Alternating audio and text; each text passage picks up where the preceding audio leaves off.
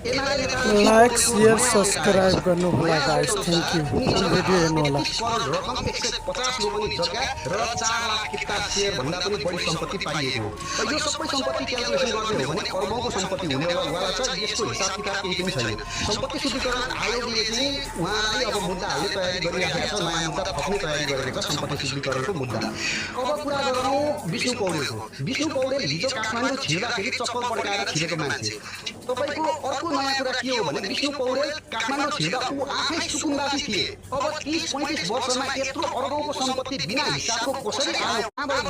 यो क्वेशन मार्कको सवाल एकदम ठुलो क्वेशन हो यो दोस्रो कुरा के हो भनेदेखि अब उनलाई कारबाही के होला त के गर्ने मन छ कारबाही आम जनतालाई यो मेरो क्वेशन अब त्यही 4 वर्ष जेल 40,000 रुपैयाँ जरिमाना गर्ने हो कि 2 वर्ष जेल 20,000 रुपैयाँ जरिमाना गर्ने हो कि आजीवन कारावास गरेर करोडौंको जरिमाना गर्ने यो आम सर्वसाधारणलाई मेरो तर्फबाट एकदम